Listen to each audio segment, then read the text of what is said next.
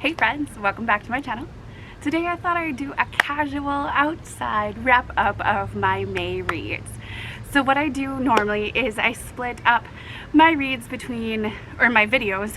The first video has like my stats for the month, and then my lower starred being. So the first one has my stats for the month, and then the reviews of my under 5-star books. And then the second video has not only my favorite 5-star books, but also just my favorites during the month. So that will be coming on Saturday. But today, let's dive in to my May reads. So I have my handy dandy planner. This is from Little Inkling Designs, and I have loved it so much. I definitely am going to get another one next year. I hope that she produces a lot more, because I think that a lot of people will love them.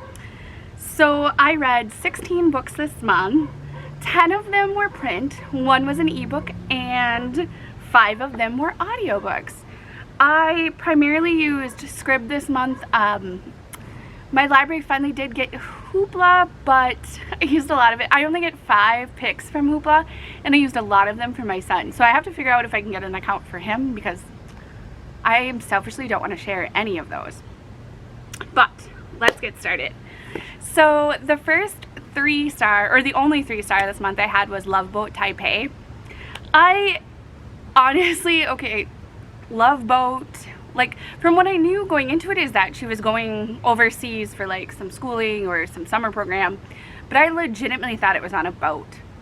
So when I found out that it was actually just like a dorm style situation, I was a little disappointed.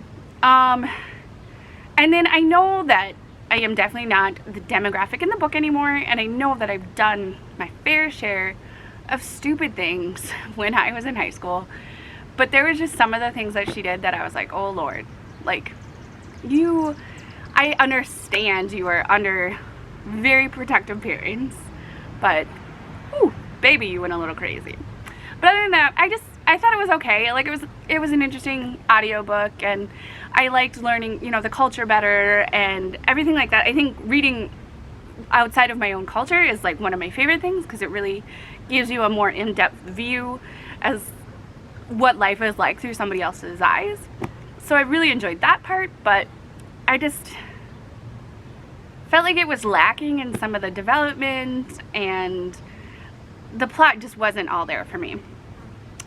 Going on to my 4-star reviews, the first one was Untamed, and this one is a nonfiction by Glennon Doyle. This was ultimately my favorite of the 3 of hers I read in the last 2 months. And honestly, I think it's because she finally figured out who she was and is her own person and growth now. So I get that, you know, especially reading her life through the books, that you see this transition, but this book felt so much more complete, that she was finally happy, that she had figured herself out. So I really like reveled in that. Like, I really thought it was a good way to see somebody's progression of life and know that even though we're on a path, it might not be the right thing, and you gotta go for what's right for you and figure it out. You know, even though she was newly married, like, her ex-husband was still very involved, and so they figured it out so that everyone could be happy. So I really loved that. The guest list was one of my book of the months. I don't know, maybe last month or the month before that I didn't get to. So I finally got to it. I really enjoyed it. I loved the atmosphere, the island in Ireland. I remember looking it up because I really wanted to like have a good view in my head of what this place looked like. And honestly, it was so twisty and turny that I didn't catch all of it right away. So when it got towards the end and stuff started to be revealed, I was like, I got it. Because that one was so neat, because you know somebody died at the beginning, but then you have all of these POVs, and you have to figure out how they all work together, and they're very intertwined. So really enjoyed the guest list if you're looking for a good thriller. The next one I read was You're a Miracle, and also a pain in the ass. I loved this one too. It was so almost overwhelming, to the point of like, it was very scientific. The author is a scientist, but it talks about like learning to love yourself for who you are and how your brain functions, and it was more of like a self-help book that's like scientific based. So I really liked that. Like, it was just saying like, this is how your brain works, and this is how people have evolved, because, you know, our brain had to work differently when we were out hunting for food than it does right now. So very interesting, really liked that one. The Strangers I read for the Believeathon and totally loved that one. It was so cute. The kids just like, I love adventures where kids have to go save and are on their own, and it didn't wrap up a whole lot, so I'm definitely excited to continue the series and figure out what's going on. The Land of Roar was also fun for the Believeathon. That one is also like two kids having to go save their granddad, and he is stuck in a land that they thought was a make-believe land from their childhood, but in fact it was real. So I really liked that. I also heard that there was another one of those coming out, so very excited for that. I read Amelia Fang #2. There's the Unicorn Lord, and mine was actually called something else, so I think that it's like an English versus European situation. Amelia is just so dang cute. I love the sidekicks in the story so much. Florence is my favorite. She's hilarious. I love her little pumpkin. So I just think this is a great like early intro. So it's like a lower than middle grade maybe. But they're just super fun. You can get through them really quick. The graphics are so cute, and the author actually does those herself. The next 3 I did was I reread, or re-listened to, I should say, all the Hunger Games. So I figured with the Ballad of Songbirds and Snakes coming out, I really wanted to re-immerse myself in the Hunger Games world before I got to that. I know it was a prequel, but whatever.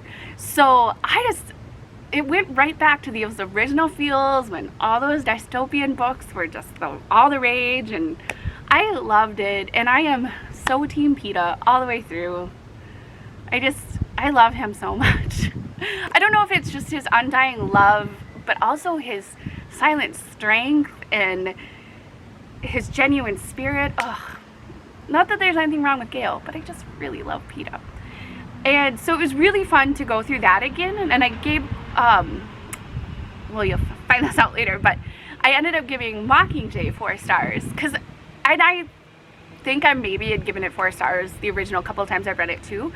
It just needed to be 2 books. I feel so rushed, and I wanted more of this and that, and especially like to go from PETA, spoiler alert, but to go from PETA like hating her and having to figure out what's real and not real, to like being with them in the Capitol again. I just felt like it was so rushed, and I wish that part could have been delved into more. And just the ending too, it was like boom, bang, done, you know. And I would love to see past that, like what the world's like now. I'm sure maybe there's not a big controversy to have books around, but I loved that world, as horrible as that is to say, but it was just such a cool reimagination of, you know, what life could be like and how horrible things like the Hunger Games would be. And I mean, just the way our world's been lately, like you could see somebody horrible doing things like that. So the next one I read was The End of October, and that is about a pandemic, and it actually came out in April, I believe, and it literally is a flu that spreads across the world, and they can't figure out exactly where it came from. They don't know if it's like made in a lab or dug up from the ground or just randomly created in nature, like morphed from something else. And it goes through very quickly, and it's very, very much worse than COVID, so that's a blessing to like read what could have happened or what could have been and wasn't. But it was so interesting to read it with the pandemic mindset that we have, and I really enjoyed it. The reason I didn't give it 5 stars is because sometimes the author got so into history and almost went back to his reporting mindset that I've learned more about the Spanish flu than I ever thought I would know, which is good, but it like took away a bit from the plot. The next one I read was The Ballad of Songbirds and Snakes. I really enjoyed this. I know a lot of people weren't very excited when it was going to be about President Snow, but honestly, he's someone that I wanted to figure out. Like, I wanted inside his head. I wanted to like know why he turned into who he is, and I really enjoyed it. I definitely thought there was, you know, maybe some plot holes and some things that went too quickly or didn't work out the way that I think they should have, but I enjoyed it. I gave it 4 stars and definitely would reread it again. Just seeing like the point of view from someone from the capital directly intermixed with someone from a district was really interesting. Having them, I don't know what's on the synopsis, so I really don't want to give away, but like having capital kids directly mentor district kids is insane. And like the way they treated those district kids pre-Hunger Games, and also how the Hunger Games even came about. Oh, so good. I really would like more in that path, so I'm totally down for more President Snow, and how he grows into becoming President Snow. I know he's kind of being groomed and things like that, so I'd really like more in-between books too. And then the last book I have for today is Tilly and the Lost Fairy Tales. This is book 2 in the Pages & Co. series. Tilly can go into books, and that is part of the first book, and the second one is they're still trying to deal with the situation that happened at the end of the first book, but also somebody new comes in with new points of view, and things are happening in the fairy tales and they can't figure out how it's happening or why it's happening. And so I really thought this one was fun. They went in some fun fairy tales. There was a lot more like adventure and drama in this one. Sometimes that I just wanted to smack Tilly and Oscar, because you're smart kids, very, very smart kids. What the heck are you doing? But I really liked it, but the reason I gave it 4 stars is the ending. I didn't think I would be left so open at the end. I really thought that I was going to be given a more wrapped up part of this, just from, and I know the first one didn't end really clearly either, so maybe I should have known better coming back thinking about it. But that was like my biggest thing, was the ending was so anticlimactic to me. Like I wanted a little bit more of a complete story, even though it is a series.